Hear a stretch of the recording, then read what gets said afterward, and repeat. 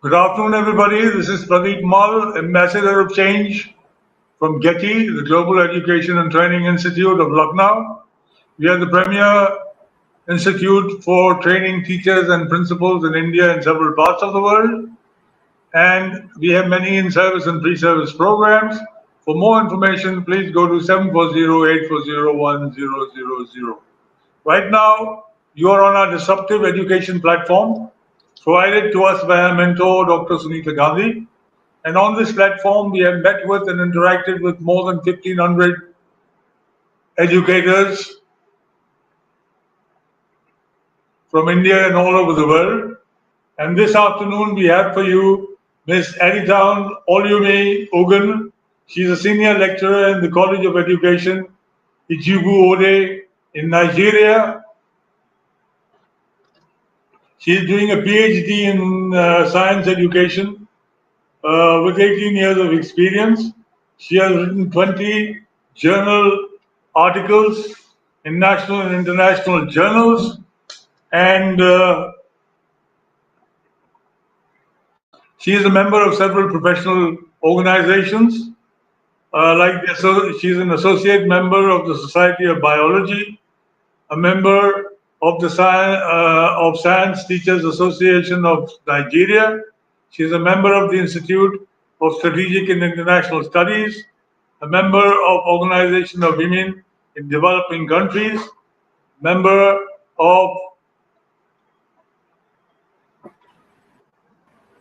the Organization of Women in Science for the Developing World. She's very fond of traveling, mentoring, reading, and networking with people of like minds. And good afternoon, ma'am, for being with us. And over to you. Can you put on your presentation?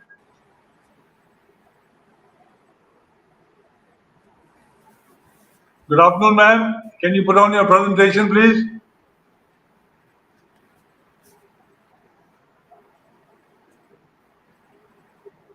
Okay, ma'am, over to you. Thank you for being with us. Yes. Yeah. Your presentation is not here. Will you speak without your presentation? Your presentation is not here. Will you speak without your presentation?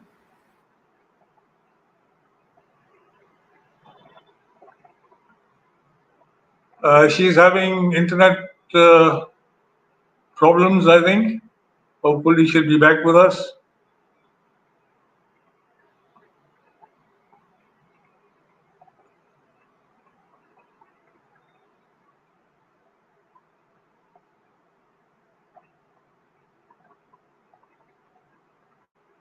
Rarely, but sometimes we do have these problems with the internet connections, especially from Africa.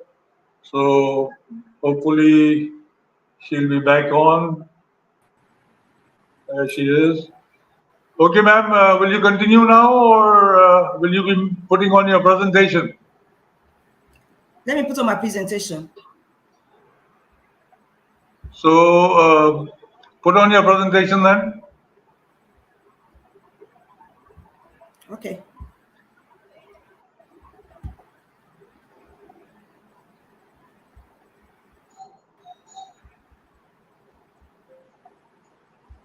Okay. You're having some Wi-Fi problems, I think.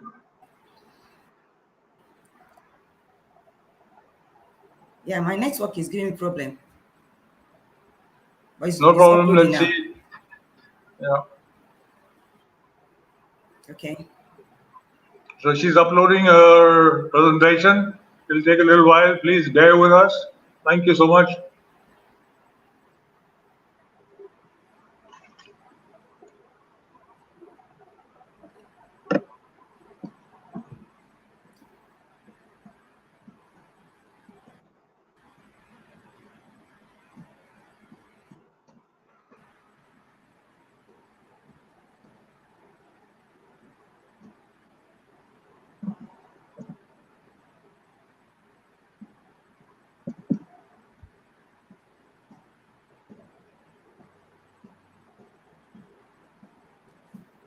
Let me just go ahead. Why they?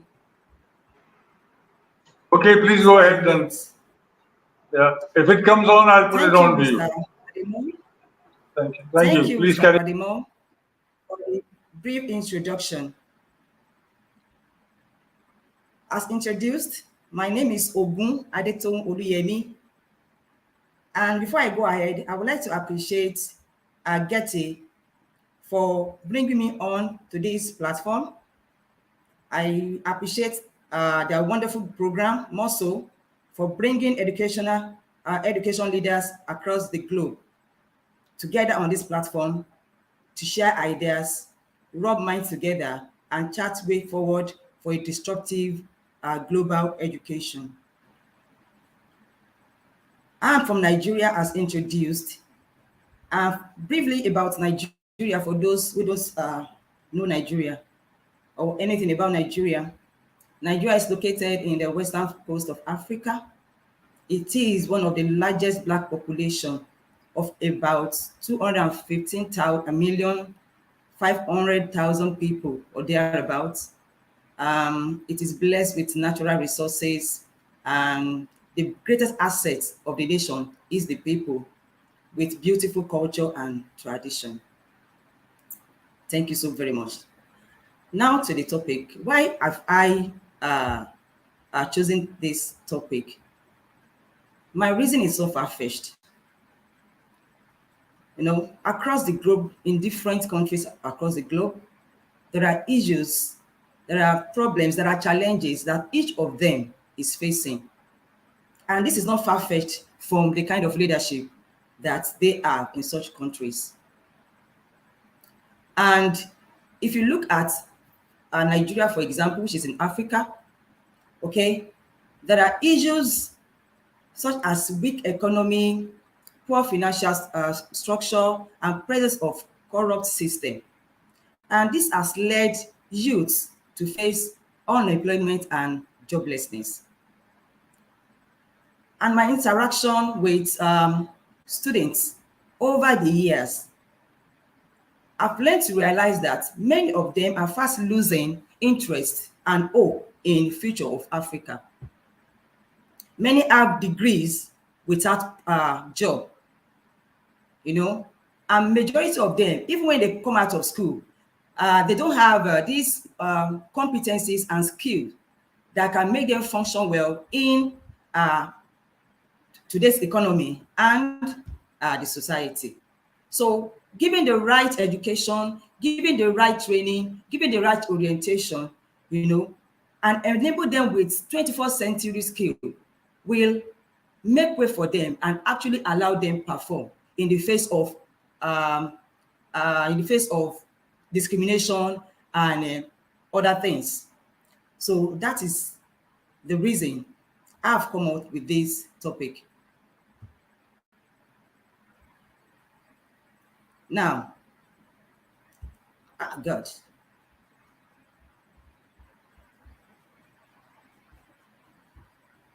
Okay. I look at youths. Why are they important? They are very much important because they give hope, they give drive, and they energize the society or any nation that they are.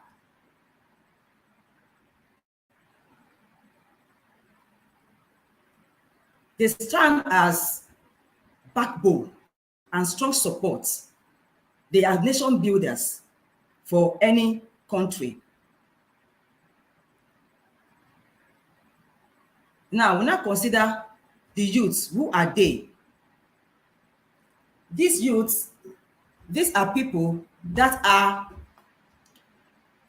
in transition between child dependency and adult independency.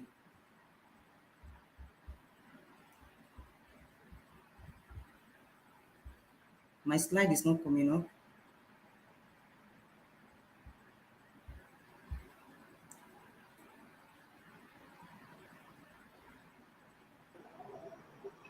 Your presentation is not on, ma'am.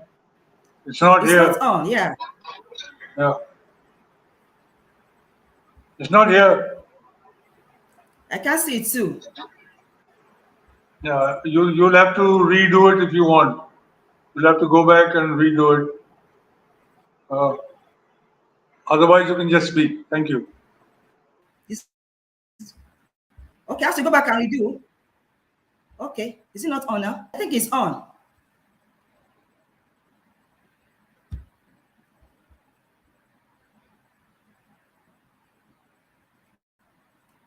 Oh, this is not it. Yeah, it's Let me on reshare. now. It's on now. Yeah, carry on, please. This is not. Let me reshare. Yes, ma'am. This is Okay. on now. Please, you can carry on. Yeah.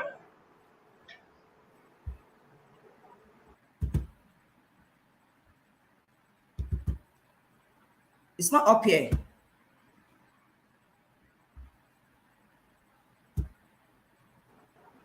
It's okay, ma'am. It's on. It's on right now. Please carry on. It's not on my side. It's on here. It's on in the. It's on for the audience. I can't see it.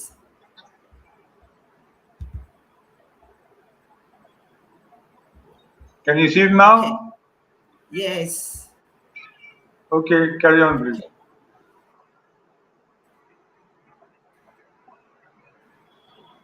So, talking about giving importance to youth, I said any nation that fails to give importance to youth will surely be in the verge of collapse.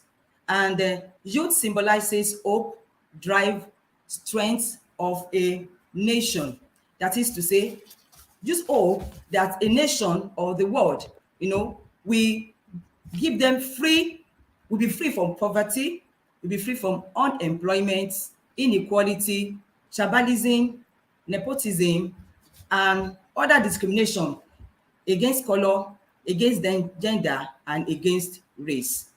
So the next one is that they have hunger for success and having self-encouragement. The youth, they have this drive, they are energetic, they had the employed workers that move a nation forward. So given the right atmosphere, given the right condition, surely they'll be able to improve the condition of the nation, be it economy, be it education, be it political, or be it social life.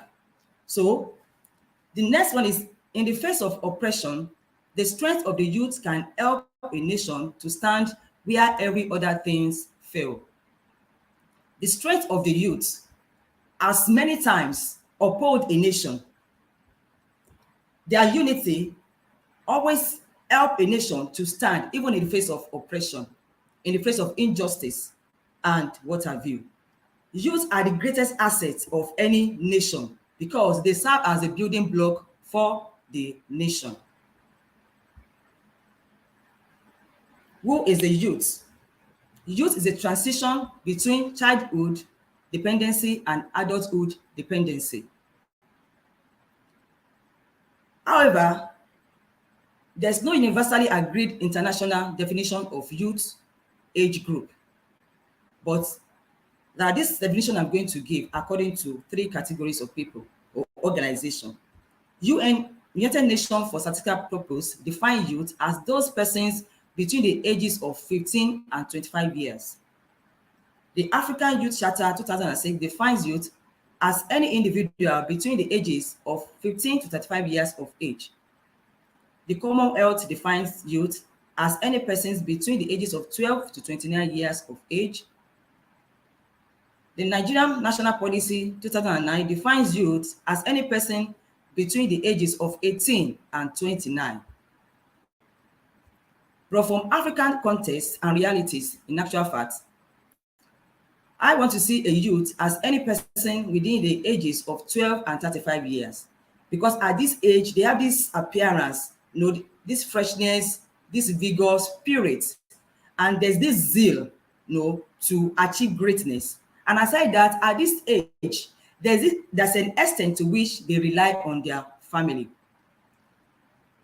The youth of a country counts as the most important asset that they can possess. And any country or nation that fails to acknowledge the importance and the value of the youth, definitely such a country or nation will not grow. The stronger the youth, the more developed a nation will be. Next point, better youth and better quality of life for youth assure success for not only the existing generation, but also for the upcoming generation. Therefore, there is no denying the fact that a country becomes much better with the support of the youth that they have. Now we look at the demographic figure of youth in Africa. At present, the youth in Africa constitutes 19% of the global youth population, and 60% of African population is under the age of 25 years, making Africa the world's youngest continent. This is according to United Nations. For example, in Nigeria, population under 30 years is 70%. This is according to United Nations, March 2020. And when we look at the totality of population of youth in Nigeria, about 40% are unemployed. The demographic figure as projected by United Nations shows that the world population will hit 10 billion people by 2025. Approximately 95% of this growth will take place in low and medium income countries, e.g. Nigeria, Ghana, Liberia, and Kenya.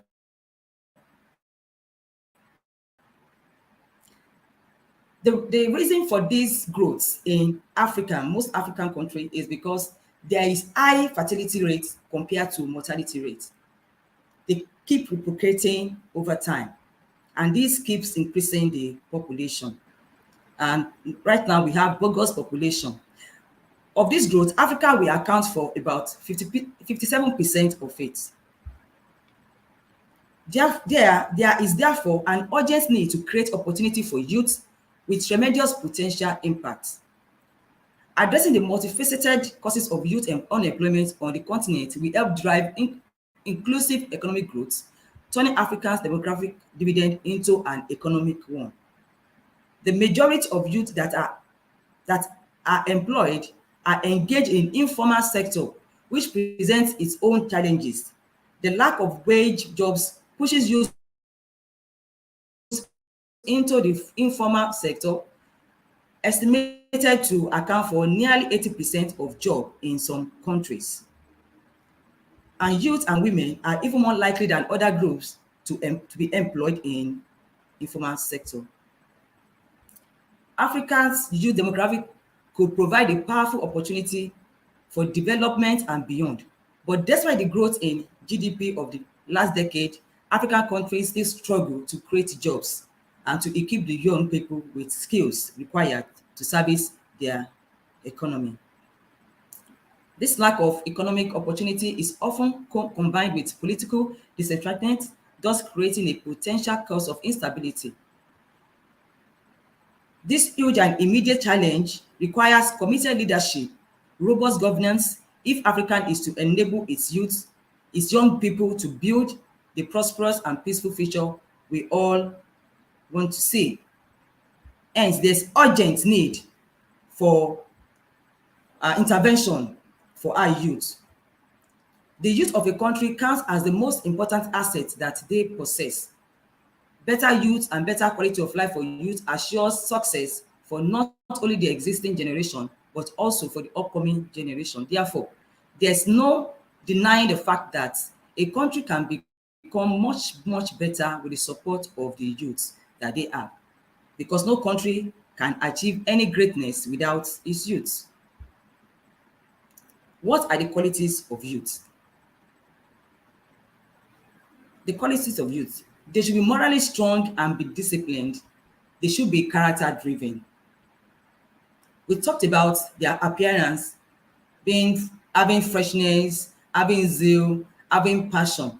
These has a lot of time, push them, making them strong and continue even despite all discouragements that they receive from the economy and the society. Two, should be reflective individuals and empathetic, having emotional intelligence, understanding other people's perspective or view. They should be able to reflect back, have a think back, and be able to understand how other people around them feels and how they can gain from their viewpoint. They should have brilliant skills to develop themselves at all times and equally develop skills that help to develop better relationship with others. That is understanding and being calm in the face of offense. There are issues more so in African countries that are generating, effects and issues on youth. Most at times, they are forced, to come up with their own mind and then charting way forward. You know that in a situation, in such a situation that they can be able to have impact in the society. They should be able to make reasonable choices. They should be goal-oriented to achieve great things. They should be able to make decisions that are well thought out and not hurried. They should not be impulsive, be able to think before taking action. They should be zealous, have vigor to protect the national. Now, the 21st century youth. The 21st century youth should be equipped with 21st century skill. This will enable them to adapt to new social and economic context that requires, skills that can move them forward and get them engaged effectively in the system. And these skills are used mostly for social development. The world is rapidly changing. It does require conscious efforts to flow with the change. Hence, we all need to be intentional to enable this change to work in positive direction. Every single change comes with its challenges, of course. Today and in the future, we need young people who are prepared to harness these promises and mitigate these challenges. Relevant 21st century skills. These 21st century skills, these are skills that I said the other time that enable youth to function, okay, and be productive in the society. Having this 21st century skill refers to attributes, habits, and traits that are critically important for youth to succeed in today's world. Examples include learning skill, life skill, career skill, literacy skill, problem-solving skill, creativity skills, and etc. Emerging body of research suggests that certain skills, such as complex communication skill, adaptability, and ability to solve non-routine problems are valuable for 21st century skill. All these skills are intended to help the youth to keep up with the lightning pace of today's modern world. Now, these 21st century skills, I'm going to put them in three categories. We have the cognitive or knowledge-based skills. We have the interpersonal skills, and we have the functional skills. From the interpersonal skills, from the cognitive knowledge-based skills, starting with adaptability. This involves being open and flexible and being approachable and learning, being able to rapidly learn new skills, take new challenges, and behave in response to changing circumstances. For example, as a youth, they need to be aware of their environment and the changes that go on at that particular moment, so that they will be able to adapt and quickly form a kind of barrier that will help them stand whatever situation that condition is bringing out to them. Creativity, that's another skill that need to have under cognitive skill. Creativity, ability to think strategically. They need to be able to think strategically. They need to be able to have input in whatever form. To have input in whatever form. They need to develop ideas concepts that can help the nation move forward. Critical thinking and acting is a collection of cognitive skill as well. That's another one under cognitive skills. They need to have critical thinking. Having critical thinking, this allows them to think rationally and appropriately. You know, taking observation, taking initiative, analyzing situation, interpreting same situation, and reflecting on it to bring out a solution to whatever problem is at hand at that moment. Then they need to have questioning skill. They need to be curious to know what they do not know before, and they need to be tasked for knowledge.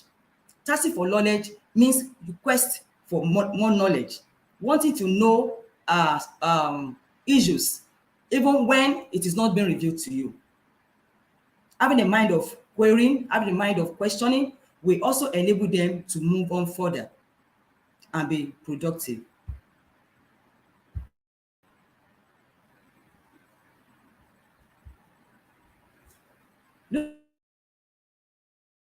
Looking at this includes communication. They need to know how to communicate their mind.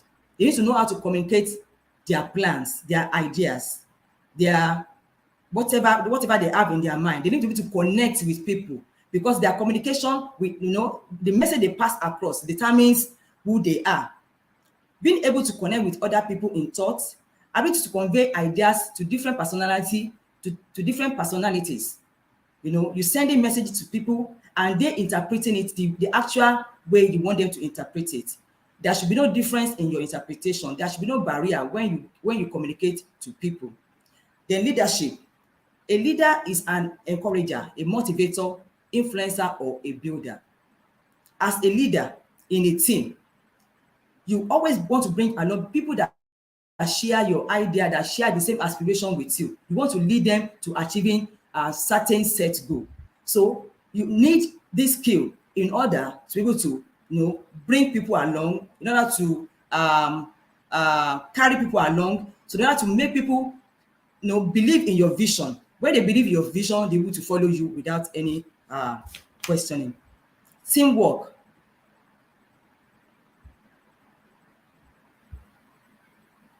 Teamwork. Definitely, as a leader in a team, we have in team heterogeneous people, different with different background, different experiences, skills, different color of people from different racial or race. So you need to understand and make sure that you don't how will I put it, give unreliable judgment about these people. Learn to team with them, learn to work with them, learn to put yourself in their shoes most times when they have issues, and then relate with their problem. So by so doing, you'll be able to carry on and work effectively and efficiently in the society.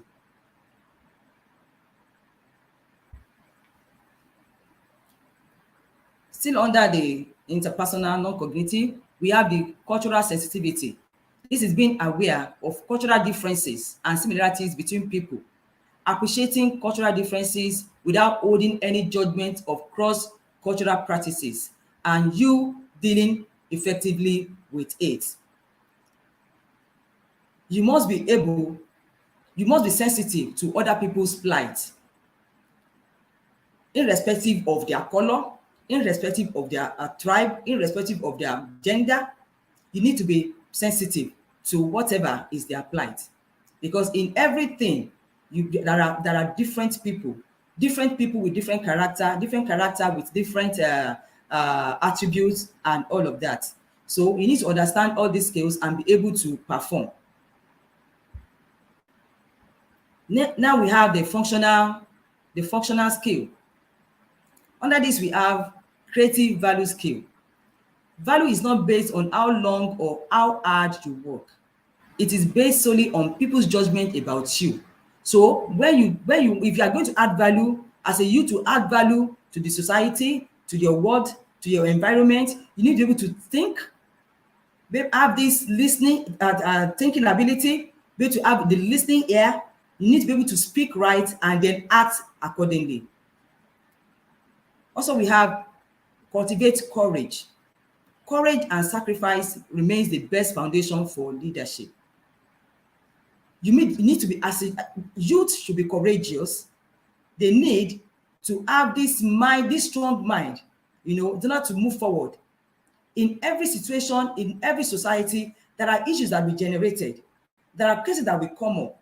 And for you to function well, you must be able to have courage, develop this boldness in order to act, and then maybe to sacrifice despite all shortcomings.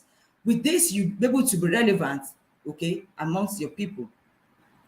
Next one is instigate change. To instigate change means to be at the forefront of change. Motivate teams to accept change.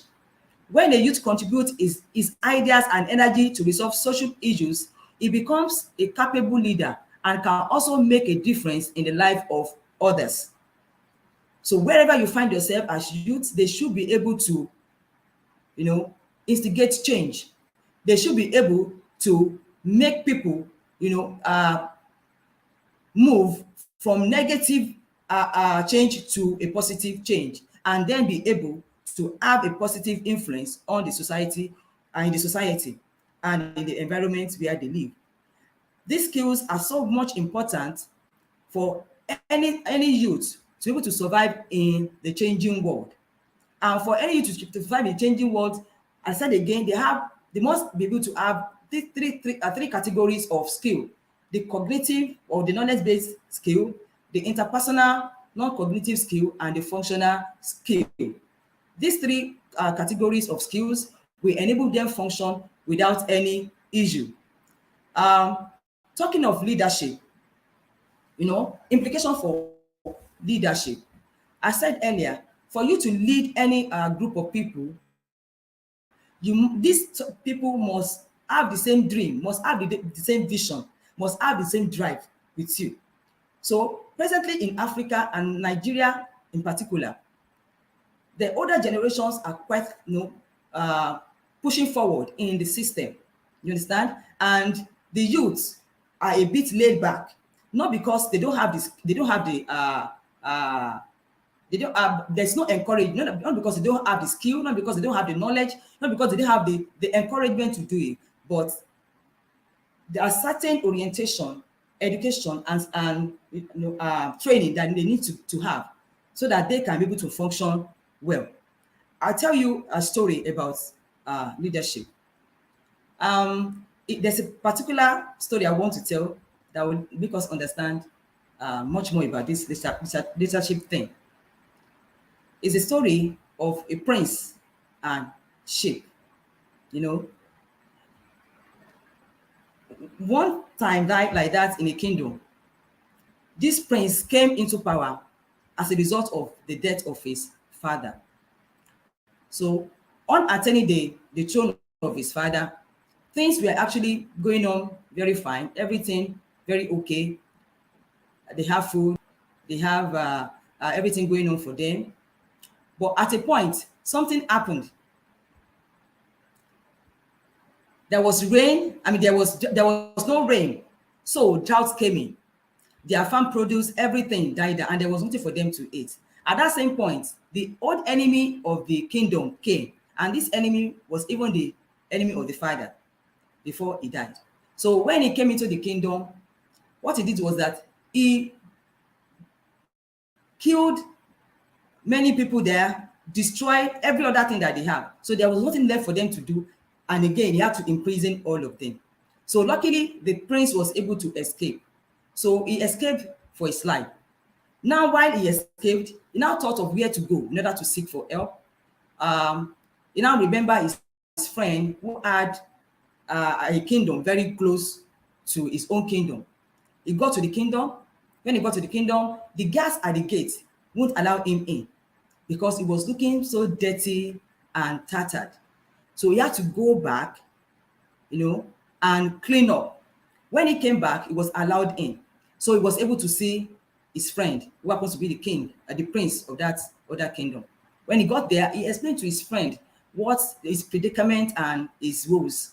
So what he did was that he gave him, in order to help him, to support him and make him stand back on his feet, he had to give him 100 sheep.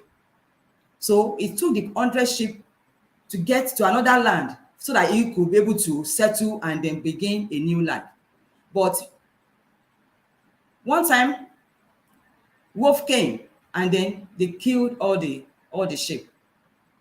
What could he do again? He decided to go back to his friend. Getting to his friend, he took pity on him and now said he's going to give him another set of sheep. He now gave him 50, which is lesser than what was given initially. He felt so bad. He went again, put the sheep on in this land again, and he didn't do anything about it. Yet wolves came in, they killed all the sheep. He went back to his friend. Again, still taking pity on him, he gave him another sheep, 25 this time around, still lesser than what the second round that he was given. Now, he felt so terribly bad, though he went back again. But while he was on his way, he thought to himself, what is causing this havoc in his life? What can he do to better his lot?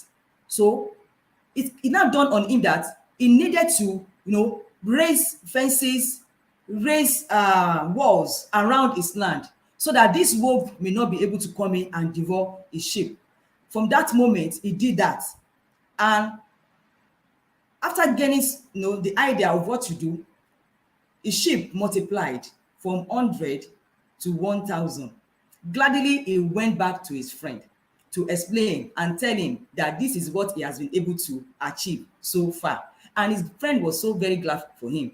And now the friend now told him that he needed him to actually learn that because he was born into wealth, that he was born into famous family, does not make him experienced, as a leader, does not give him the power to lead. So he has to learn from the scratch, and they gradually grow to the top. And that was a very good experience for him. And he was able to, take up the reign of the kingdom again. The moral lesson of this story is that youths of today, no older generation will willingly hand over the reign of the country to you. You have to be able to prove yourself. You have to be able to show them that you have what it takes, the skill, the education, the training that you actually need for you to lead the nation. So leadership, it's a condition that is so palatable, that is so easy, but having the right training, having the right knowledge, having the right skill will surely enable them to move forward. That is that about that. I want to end the talk with the word of Alvin Toffler. It says, the secret message communicated to most young people today by the society around them is that they are not needed, that the society will run itself quite nicely until they are some time distant, until they at some distant point in the future will take over the reign. Yet the fact is that the society is not running itself nicely because the rest of us need all the energy which the youth have, need the brain which the youth have, and imagination that they have, and the talents that they can put together, that imagination and the talent that the young people can bring bear down on our difficulties. So for the society to attempt to solve its desperate problem without the participation of the youth is actually edging for destruction. Thank you so very much for listening. Thank you.